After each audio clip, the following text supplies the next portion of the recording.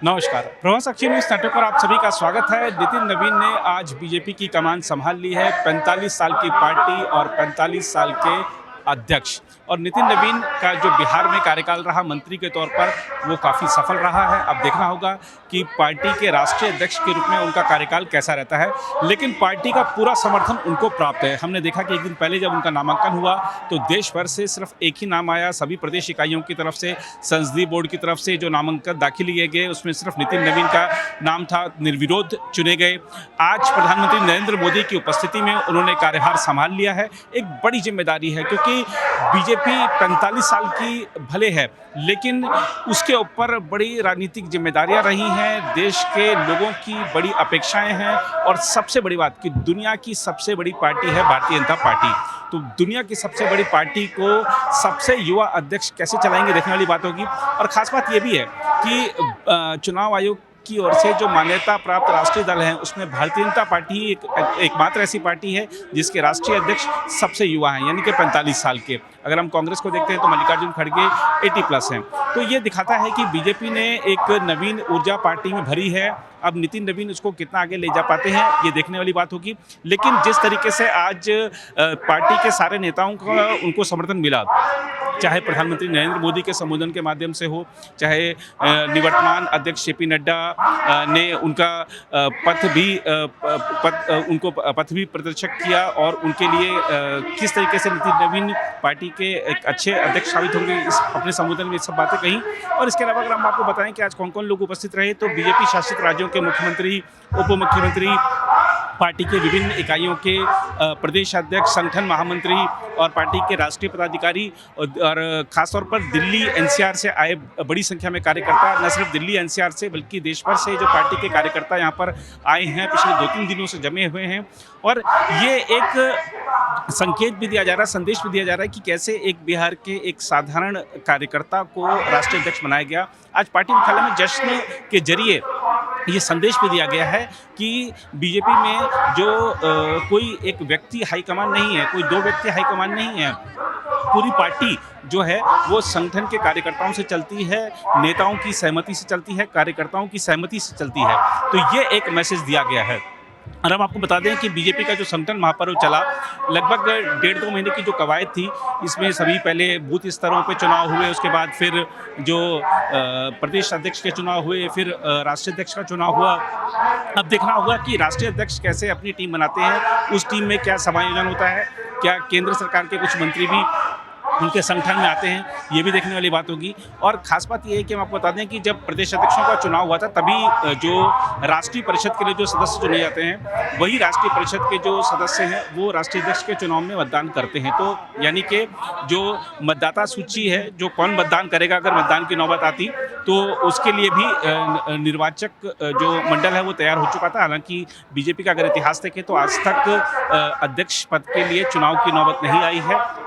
आम सहमति से फैसले हुए हैं, और इस बार भी आम सहमति से फैसला हुआ है। पूरी पार्टी का समर्थन नितिन नवीन के साथ दिख रहा है, न सिर्फ नेताओं का बल्कि कार्यकर्ताओं का भी। और इस जोश के बाद जिस तरीके से नितिन नवीन ने ये दृढ़ता दिखाई है कि वो पार्टी के कार्यकर्ताओं की, नेताओं की उम्मीदों पर खरे उतरेंगे, तो देखना होगा कि आगे आने वाले वक्त में वो कैसे पार्टी को चलाते हैं, और जो आगामी 5 राज्यों के विधानसभा चुनाव हैं उसमें पार्टी का प्रदर्शन कैसे वो बेहतर कर पाते हैं, कैसे असम में अपनी सरकार है, चाहे पुडुचेरी में एनडीए की सरकार है, उसको वापस ला पाते हैं, और कैसे जो अन्य जैसे कि अगर तमिलनाडु की बात करें, जैसे कि पश्चिम बंगाल की बात करें, तो वहाँ पर कैसे वो अपनी पार्टी को जिता पाते हैं। तो ये देखने वाली बात होगी। केरल भी एक महत्वपूर्ण राज्य है, तो वहाँ पर वो किस तरीके से पार्टी की संभावनाओं को बेहतर बनाते हैं, ये भी देखने वाली बात होगी। आज मैं सर्वप्रथम हृदय की गहराइयों से आप सबका आभार व्यक्त करता हूं, जो हमारे मंच पर शीर्ष पर बैठे हैं, हमारा शीर्ष नेतृत्व, और यहाँ पर बैठा हुआ पार्टी का वैसा नेतृत्व जिसने हर बूथ तक भाजपा के विस्तार में योगदान दिया है। आपने मुझ जैसे सामान्य कार्यकर्ता को पार्टी का इस सर्वोच्च पद तक पहुंचाने का अवसर दिया है। मैं इसके लिए आप सभी को प्रणाम करता हूं। माननीय आदरणीय प्रधानमंत्री जी, मैं हृदय से आपका आभार व्यक्त इसलिए करता हूं क्योंकि हम लोग ने हमेशा दूर से ही एक कार्यकर्ता के रूप में किस प्रकार से आप देश सेवा का काम लगातार कर रहे हैं। हमने हमेशा देखा कि जब पहली बार मैं गुजरात के आनंद में आपके साथ एक कार्यक्रम में शिरकत किया था, मुझे याद है मैं उस समय राष्ट्रीय महामंत्री था, और मैंने कहा जब आपको उस समय सद्भावना मिशन के कार्यक्रम में एक एक व्यक्ति को सुनते देखा, और जब कार्यक्रम की समाप्ति के बाद आपने अपना ग्रीन रूम में हम लोग से जब बातचीत किया, तो किस भाव से वो इतने बड़ी संख्या में गुजरात के लोग आते हैं क्यों हैं, आपने हम वहां पर बैठे हुए लोगों को समझाया कि ये व्यक्ति, ये जो इतने लोग आते हैं, ये केवल हमसे गुजरात की जो भावना जुड़ी है, जो विकास की भावना गुजरात को हमने अपने साथ जोड़ा है, इसके कारण इतने लोग आते हैं। मैंने उस दिन समझा कि एक व्यक्ति बड़ा तब बनता है जब लोगों की भावनाओं से अपने आप को जोड़ता है। मैं इसके लिए आज आपका इसलिए भी अभिनंदन करता हूं क्योंकि आपके कार्यकाल में मैंने देखा कि जो भाजपा की सोच रही है सर्वव्यापी और सर्वस्पर्शी, आपने उस सोच के साथ काम किया। आपने जो मूल मंत्र दिया, सबका साथ, सबका विकास, सबका विश्वास, सबका प्रयास, आज देश का हर पूरा जनमानस उसके साथ अपने आप को जोड़कर देख रहा है। मैं आज इस अवसर पर पुनः पूरे आदर और सम्मान के साथ अपने निवर्तमान अध्यक्ष जेपी नड्डा जी का अभिनंदन करता हूं, इसलिए कि पिछले कार्यकाल में मैंने देखा कि किस प्रकार से संगठन को आपने भूतपूर्व रूप से विस्तार खुद करते हुए किया, साथ ही साथ कार्यकर्ता आधारित कैसे राजनीति हो इसको आपने बढ़ाया। और अभी बहुत बड़ी बात हम लोगों सब लोगों ने देखा, जिस कोरोना कालखंड में एक एक व्यक्ति अपने घर के अंदर महफूज हो रहा था, उस समय सेवा के उस परंपरा को, सेवा की संस्कृति को आपने जिस प्रकार से समाज में भाजपा कार्यकर्ताओं से आह्वान किया कि आप जाइए, आगे बढ़िए और सेवा के भाव से इस देश में कोरोना कालखंड में लोगों की सेवा कीजिए, पूरा संगठन आपके साथ खड़ा रहा। माननीय प्रधानमंत्री जी का जो निर्देश था उसको आपने जिस तरीके से लागू किया वो हम सब कार्यकर्ताओं के लिए अनुकरणीय हुआ। और मैं इसलिए उस समय को याद करता हूं कि जब विपक्ष के लोग घर में दुबके थे और भाजपा कार्यकर्ता हर काल कोरोना के पीड़ितों की सेवा में लगा था, वो कहीं ना कहीं माननीय प्रधानमंत्री जी का यशस्वी नेतृत्व था, आपका मार्गदर्शन था, तभी हम उस कालखंड से, उस आपदा से निकलकर बाहर आ पाए। मैं आज इस अवसर पर पार्टी के अपने पूर्व के सभी राष्ट्रीय अध्यक्ष को स्मरण भी करता हूं, और हमारे कई राष्ट्रीय अध्यक्ष जो यहां पर बैठे हैं, मैं उनका भी अभिवादन करता हूं। मैं देखा हूं 2006 में मैं पहली बार जब विधायक बना, उस कालखंड से लेकर किस प्रकार माननीय हमारे पूर्व के राष्ट्रीय अध्यक्ष राजनाथ सिंह जी ने पार्टी के कामों को हमेशा हर कार्यकर्ता से जुड़ने का प्रयास किया। मैंने जब नितिन गडकरी जी को देखा तो मैंने देखा कि किस प्रकार से संगठन के हर मोर्चा और सेल को उन्होंने गढ़ने का काम किया। और मैंने जब गृह मंत्री जी को राष्ट्रीय अध्यक्ष के रूप में देखा तो बूथ तक के कार्यकर्ताओं की चिंता करते हुए मैंने उनको देखा। मैंने उनको इस रूप में देखा कि किस प्रकार से आज पार्टी का जिस स्थान पे हम लोग आज खड़े हैं, कार्यालय कार्यकर्ता के लिए मैं कह सकता हूं तीर्थ स्थान होता है, और जहां से कार्यकर्ता अपनी ताकत पाता है, उस कार्यालय को भी आपने किस प्रकार से पूरे देश में एक निर्माण करने की योजना बनाई, और आज हर बूथ का कार्यकर्ता अपने आप को उस तीर्थ पर जाकर अपने आप को धन्य महसूस करता है। मैं आज अपने पूर्व के सभी राष्ट्रीय अध्यक्षों को इस अवसर पे बहुत बहुत अभिनंदन करता हूं, और साथ ही साथ उन सब को स्मरण करते हुए उनका आभार व्यक्त करता हूं कि उन्होंने पार्टी को इस मुकाम तक पहुंचाने में बहुत बड़ा योगदान दिया है। मैं उस भूमि से आता हूं जहां महात्मा बुद्ध, महावीर, चाणक्य, सम्राट अशोक, आर्यभट्ट, गुरु गोविंद सिंह, जेपी, राजेंद्र बाबू और जननायक कर्पूरी ठाकुर की वो भूमि को भी मैं नमन करता हूं, उस पाटलिपुत्रा की भूमि को भी नमन करता हूं। साथ ही साथ इस अवसर पे मैं अपने माता और पिता को भी निश्चित रूप से स्मरण करते हुए उनको नमन करता हूं, क्योंकि कहीं ना कहीं आज मेरे व्यक्तित्व में किसी एक शख्सियत का मैं मानता हूं तो निश्चित रूप से मेरे माता पिता का संस्कार, पार्टी का विचार और कहीं ना कहीं मेरे बड़ों का मार्गदर्शन मुझे यहाँ तक पहुँचाया है, और मेरे कार्यकर्ताओं का स्नेह मुझे यहाँ पर पहुँचाया है।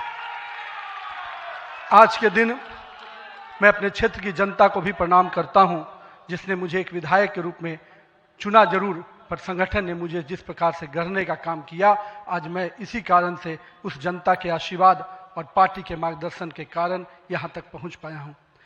आज का क्षण मेरे लिए संकल्प का क्षण है। आज सिर्फ एक पद को धारण नहीं कर रहा हूं, मैं पार्टी के इस विचार को, परंपराओं को, एक राष्ट्रवादी आंदोलन की जिम्मेदारी को स्वीकार कर रहा हूं। और मैं इस अवसर पर साथ अपने सभी वरिष्ठ कार्यकर्ताओं को भी प्रणाम करता हूं। साथियों, हम लोगों ने देखा है श्यामा प्रसाद मुखर्जी जी का प्रखर राष्ट्रवाद किस प्रकार से हमारे हर कार्यकर्ताओं के मन में बसा हुआ है। पंडित दीनदयाल जी के उपाध्याय के अंत्योदय और माननीय स्वर्गीय अपने सधे भारत रत्न अटल बिहारी वाजपेयी जी का सुशासन की राजनीति, आज माननीय प्रधानमंत्री जी उसको आत्मसात करते हुए विकसित भारत की परिकल्पना हम सबके सामने रखी है। और आज 140 करोड़ भारतवासी अपने आप को इस विकसित भारत के सपने के साथ जोड़कर देश को आगे बढ़ाने में लगा है। मैं इसके लिए तहे दिल से माननीय प्रधानमंत्री जी का आभार व्यक्त करता हूं। अभी माननीय प्रधानमंत्री जी अपने संबोधन में बता रहे थे किस प्रकार से अंत्योदय की योजनाओं को उन्होंने नीचे उतारा है। जल जीवन मिशन ही नहीं, हम महिलाओं को 11 करोड़ शौचालय की योजना को भी याद करना चाहेंगे। किस प्रकार से महिलाओं का सम्मान बढ़ा, 4 करोड़ लोगों को पक्के मकान मिले, 42 करोड़ लोगों को आयुष्मान भारत, 56 करोड़ लोगों के जनधन खाते खुले। मुझे आज भी याद है जब जनधन खाता खोलाने की बात हो रही थी तो कई लोग देश में, जब हम भाजपा के लोग इसको आगे बढ़ा रहे थे तो लोग हमारा मजाक उड़ा रहे थे। पर मैं आज भी मानता हूं, गरीब के खाते में अगर 1 रुपया दिल्ली से चलता है तो 1 रुपया अगर गरीब के खाते में पहुंच पाता है तो ये कहीं ना कहीं उस जनधन खाते का वरदान के रूप में मैं देखता हूं। मैं आज के दिन माननीय प्रधानमंत्री जी के इस सब के साथ और सबके विकास के इस नारे को फलीभूत होता देख रहा हूं। हम लोगों ने लंबे समय से कुछ नारे को, भाजपा के कार्यकर्ता, हमारे जनसंकाल के कार्यकर्ता लगातार कुछ नारे को गढ़ते थे। रामलल्ला हम आएंगे, मंदिर वहीं बनाएंगे, जहां हुए बलिदान मुखर्जी वो कश्मीर हमारा है, एक देश में 2 विधान 2 प्रधान 2 निशान नहीं चलेगा। साथियों, आज भाजपा के कार्यकर्ताओं ने वो कालखंड देखा जब अयोध्या का भव्य राम मंदिर का मार्ग प्रशस्त हुआ। आज जम्मू कश्मीर की जनता ने 370 धारा से मुक्ति का दौर देखा। आज सांस्कृतिक व राष्ट्रवाद की विचारें और मजबूत हो रही हैं। साथियों, मुझे याद है अब वो समय जब हम लोग आज श्रीनगर के लाल चौक पर तिरंगा लहराते देखते हैं तो गर्व की अनुभूति होती है। हमने वो दौर भी देखा था जब पाकिस्तान के झंडे लहरा रहे थे और दिल्ली की सरकार बैठकर मौन बैठी थी उस समय, क्योंकि वो समय हम लोगों ने युवा मोर्चा के कालखंड में काम करने का जब मौका मिला था तो हमने देखा था उस समय जब माननीय प्रधानमंत्री जी उस कालखंड से 370 को समाप्ति किए तो कहीं ना कहीं पूरे कश्मीर की फिजा बदली है और आज कश्मीर का लाल चौक तिरंगे से लहराया नहाया नजर आता है। ये परिवर्तन हमारे देश में आया है। साथियों, हम भारतीय जनता पार्टी के उस समान राजनीतिक दल नहीं जिसके लिए हम काम करते हैं, हम उस विचार के साथ काम करते हैं जिस विचार से हम राजनीतिक अभिव्यक्ति के साथ साथ उस नारे के साथ काम करते हैं जहां राष्ट्र प्रथम के नारे, नेशन फर्स्ट, पार्टी नेक्स्ट और सेल्फ लास्ट, माननीय प्रधानमंत्री जी ने इस नारे के साथ हम लोग को जोड़ा है, हमारे नेतृत्वकर्ता ने हमें जोड़ा है और हम सब के लिए ये प्राथमिकता होनी चाहिए कि हम राष्ट्र के आगे रखकर ही अपने कामों को आगे बढ़ाएं। साथियों, हम अपने नेतृत्वकर्ता के संघर्ष और बलिदान से सीखने की आवश्यकता है। ये हम वैसे राजनीतिक दल के लोग हैं जहां राजनीतिक सत्ता नहीं साधना है, राजनीतिक भोग नहीं त्याग है, राजनीतिक ऐशो और आराम नहीं तपस्या है, राजनीतिक कोई पदभार नहीं उत्तरदायित्व है। तो आइए हम सब कार्यकर्ता इस संकल्प के साथ अपने नेतृत्वकर्ता के इस परिश्रम और पुरुषार्थ के साथ अपने आप को जोड़ें। मेरे प्रिय कार्यकर्ता साथियों, यदि भाजपा आज विश्व की सबसे बड़ी राजनीतिक दल बनी है तो इसका मुख्य कारण हमारा प्रेरणादायी नेतृत्व है, हमारा विचारधारा है और हमारे लाखों कार्यकर्ताओं का मेहनत है। वो कार्यकर्ता जो बिना फोकस में आए अनवरत काम करता है, वो कार्यकर्ता जो कठिन से कठिन परिस्थिति में भी भारत का ध्वज झुकने नहीं देता है, वो कार्यकर्ता जो सीना ठोक के कहता है तेरा वैभव अमर रहे मां, हम दिन 4 रहे न रहे। आइए इस भारत की कल्पना को जो माननीय प्रधानमंत्री नरेंद्र मोदी के नेतृत्व में लगातार हम आगे बढ़ रहे हैं, आज हम भी उस परिकल्पना के साथ अपने आप को जोड़ें। हमारे नेताओं कार्यकर्ताओं का परिश्रम ही है जो आज हम यहाँ तक पहुँचे हैं। लेकिन वर्तमान पीढ़ी को भी अपने हिस्से का त्याग, तपस्या और पुरुषार्थ करना होगा, क्योंकि विकसित भारत के अगर संकल्प को सिद्धि तक पहुंचाना है, एक ऐसा भारत जहां समृद्धि भी हो, सशक्त भी हो, समरस भी हो, आत्मनिर्भर भी हो, तो हमारे कालखंड के कार्यकर्ताओं को भी अपने हिस्से का पुरुषार्थ, त्याग और तपस्या करना पड़ेगा। साथियों, हमारे प्रधानमंत्री जी ने हमेशा अलग अलग समूहों की बात की। अमृतकाल के लिए 4 समूहों की जो बात की, उसमें युवा, महिला, किसान और गरीब है। हमें अब इन नई पहचानों के साथ आगे बढ़ना है, तभी हम आधुनिक, प्रगतिशील और विकसित भारत की कल्पना को साकार कर पाएंगे। आज 15 अगस्त 2024 के दिन जब माननीय प्रधानमंत्री जी ने आज भी उसकी चर्चा की, और 15 अगस्त 2024 को जब लाल किले की प्राचीर से माननीय प्रधानमंत्री जी ने युवाओं को सार्वजनिक जीवन में आने का आह्वान किया, तो मैं देश के युवाओं से कहना चाहूंगा, राजनीति से दूरी समाधान नहीं, सक्रिय भागीदारी ही समाधान है। आइए एक सकारात्मक राजनीति के लिए युवाओं को आगे आने की आवश्यकता है। लेकिन साथ ही साथ मैं युवा साथियों से कहूंगा, मेरे भाइयों, राजनीति शॉर्टकट नहीं है, राजनीति 100 मीटर का रेस नहीं है, राजनीति लॉन्ग मैराथन है, जहां स्पीड का नहीं स्टेमिना का टेस्ट होगा। तो आइए राजनीति के इस पिच पर हम अपनी जड़ों को मजबूत कर काम करें। और भारतीय जनता पार्टी का वॉच टावर तो बहुत स्ट्रांग होता है मित्रों, इसलिए आप अपने बूथ में निरंतर रूप से काम करते रहिए, अपने मंडल में काम करते रहिए। भाजपा का वॉच टावर, भाजपा का केंद्रीय नेतृत्व इतना मजबूती तरीके से हर पारी से नजर रखता है, कहीं ना कहीं आपको भी उस मुकाम तक पहुंचाएगा। साथियों, आज जब भारतीय जनता पार्टी के कार्यकर्ता माननीय प्रधानमंत्री जी अभी हम सबको बता रहे थे कि किस प्रकार से पंचायत से पार्लियामेंट तक का सफर के लिए हर एक कार्यकर्ता लगे, हम आज इस अवसर पर जहां केरल, महाराष्ट्र, गोवा और अरुणाचल प्रदेश के स्थानीय निकायों में हुई शानदार जीत के लिए अपने सभी कार्यकर्ताओं को और उस क्षेत्र की जनता का भी आभार व्यक्त करते हैं। लेकिन मित्रों, अगर पंचायत से पार्लियामेंट का सफर तय करना है और लगातार हर जगह पर भारतीय जनता पार्टी का परचम लहराना है, तो हमको अपने समय के लिए पूरा मेहनत और परिश्रम की पराकाष्ठा करनी होगी।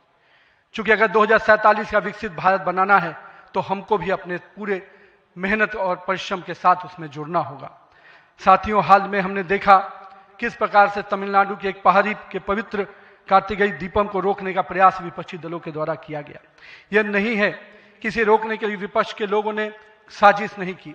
हमें याद है, हम लोग अभी हाल में देख रहे थे किस प्रकार से न्यायाधीश के विरुद्ध भी महाभियोग लाने का प्रयास किया गया। आज हम जब सोमनाथ की बात करते हैं और स्वाभिमान पर्व मनाने की प्रयास करते हैं, तो विपक्षी दलों के लोगों को तकलीफ होती है। हमारा मानना है कि इस तरह की परंपराओं को रोकने वाली ताकतों को परास्त करने की आवश्यकता है। राम सेतु के अस्तित्व को नकारने वाले, कार्तिकेय दीपम का विरोध करने वाली ताकतों को भारत की राजनीति में अब कोई स्थान नहीं मिल सकता, ऐसा हमें प्रयास करना है। साथियों, अगले कुछ महीने में तमिलनाडु, असम, बंगाल, केरल और पुडुचेरी में चुनाव होने जा रहा है और वहां की डेमोग्राफी की पूरी चर्चा हो रही है। किस प्रकार से बदले हुए डेमोग्राफी में वहां चीजें बदल रही हैं और हमारे लिए अपने आप में एक चुनौती है। लेकिन हम पूरी तरह से आश्वस्त हैं कि भाजपा का कार्यकर्ता अपने संघर्ष और परिश्रम के बल पर इन 5 राज्यों में सशक्त भाजपा का नेतृत्व प्रदान करने जाएगा। और हम हमेशा विश्वास करते हैं कि हमें अपनी आस्थाओं के केंद्र के लिए और सनातन परंपराओं को केंद्र को बचाने की लड़ाई अगर लड़नी है, तो निश्चित रूप से अपने देश को सुरक्षित रखने की लड़ाई लड़नी है, तो इन 5 राज्यों में हमें एक मजबूत ताकत बन के आना है। आज हमारे राष्ट्र की चेतना का उद्घोष का समय वंदे मातरम का 150वीं वर्षगांठ मना रहे हैं।